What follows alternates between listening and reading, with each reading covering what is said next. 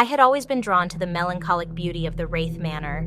The eerie mansion towered over the adjacent pine trees, its twisted architecture silhouetted against the brooding sky. Growing up, I'd heard every ghost story associated with it.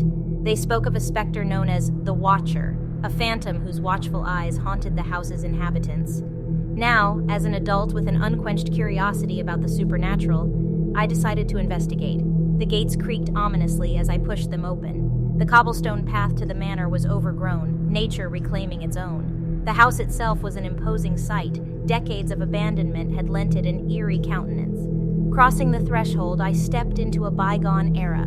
The grand foyer, with its majestic chandelier coated in a thick layer of dust, echoed with an eerie stillness. I could almost hear the whispers of its phantom guests.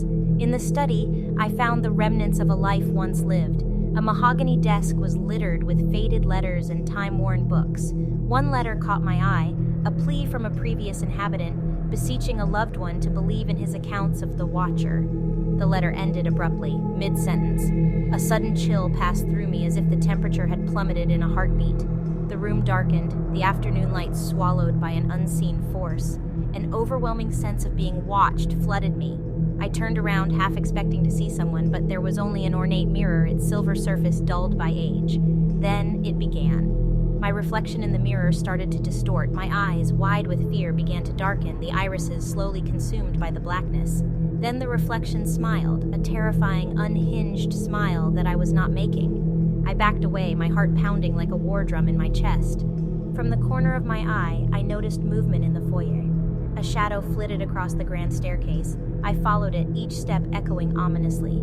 As I climbed, I felt something brush against my hand, cold, wispy, like cobwebs in the wind. At the landing, I was met with an eerie sight.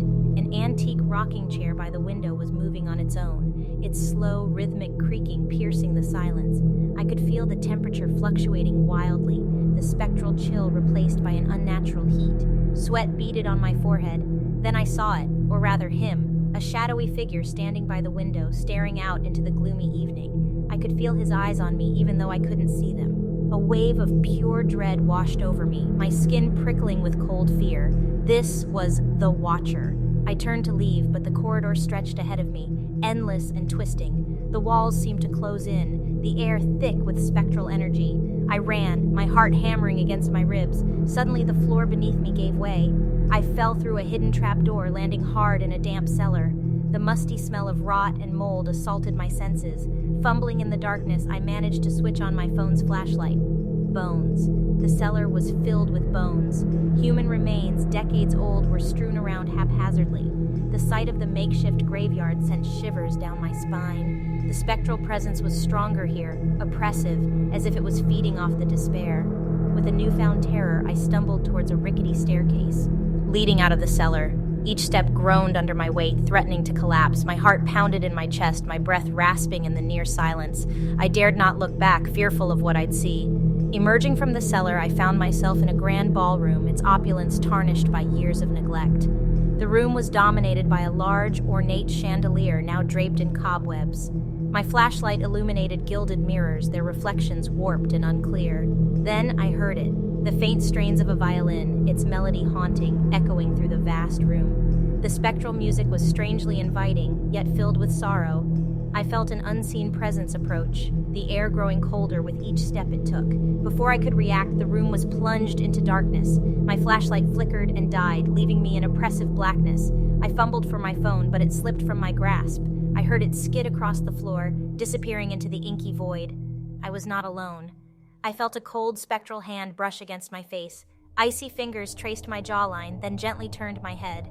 The violin's lament became louder, now accompanied by a soft, eerie humming. The darkness lifted slowly, revealing a spectral ball. Ghostly couples waltzed around the room, their feet silent against the marble floor. At the far end, under the fading chandelier, was the Watcher. He was tall, his form hazy and indistinct. His hollow eyes held me in place, the dread from before returning with a vengeance. I was trapped, my escape routes cut off by the swirling phantoms. Panic set in, my heart hammered against my chest, my breath coming out in shallow gasps. I was a living being trapped in a dance of the dead, Then, to my horror, the spectral couples parted, a path clearing to the watcher. He stretched out a hand, an invitation for a dance of my own. The cold dread within me deepened, but I knew I had no choice. As I approached, the melody changed, a mournful tune that echoed the despair I felt. The watcher bowed, his gaze never leaving mine. And then, I was dancing, led by a phantom in a haunted ballroom. The melody shifted again, taking a sinister turn. The other couples started to fade, leaving only me and the watcher. I could feel myself growing weaker, my life force ebbing away. This was no ordinary dance, it was a ritual, a spectral feast. With a final surge of strength, I ripped myself from the watcher's grasp. I stumbled towards the door, my body heavy, my vision blurring. I could hear the spectral violin reaching its crescendo, a haunting note that echoed my fear.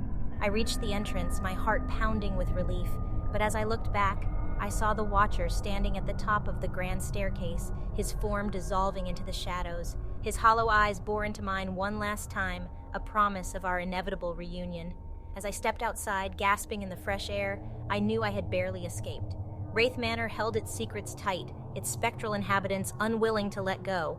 They lingered, locked in an eternal dance, watched over by a specter that fed off fear. And me, I had become part of the house's haunting legacy. The memory of the spectral ballroom, the chilling touch of the watcher, and the dreadful dance would forever remain with me, a chilling reminder of my brush with the unseen. As I drove away from Wraith Manor, I glanced at the rearview mirror. The mansion loomed in the distance, its silhouette a dark stain against the twilight. My heart pounded in my chest, the adrenaline still rushing in my veins. When I got home, I locked every door, every window, trying to shake off the terror that clung to me like a second skin. I poured myself a stiff drink, hoping to drown the ghostly images that danced in front of my eyes. The spectral music still echoed in my ears, the mournful strains of the violin playing a haunting lullaby. I stumbled to my bedroom, the fatigue finally catching up with me. As I collapsed onto the bed, I hoped sleep would offer some respite from the haunting ordeal. But as my eyelids grew heavy, a familiar icy chill crept into the room. My heart leaped into my throat. I bolted upright, the room spinning around me. There, in the corner of my room, was a shadow, a tall, indistinct figure, its hollow eyes piercing the gloom. The watcher. The room darkened as if consumed by an unseen force. The spectral chill intensified, and then the faint strains of a violin echoed through the room, the melody a chilling reminder of the dance. The spectral hand stretched towards me, an invitation I couldn't refuse. In the safety of my home, miles away from the Wraith Manor, I was not alone. I was still part of the spectral dance. The watcher had followed me, his haunting presence a constant shadow, and I realized the dance was far from over. As his icy hand closed around mine, a terrifying truth dawned upon me. The dance had only just begun. I wasn't just part of Wraith Manor's haunting legacy. I was now its newest inhabitant, bound by the spectral chains of the Watcher's eternal dance. And as the room filled with ghostly waltzing couples and the mournful strains of the spectral violin reached its crescendo, I realized my horrifying fate. I was forever trapped in the dance of the dead. My encounter with the unseen had turned into an eternal haunting, my own life now the newest ghost story associated with the Wraith Manor.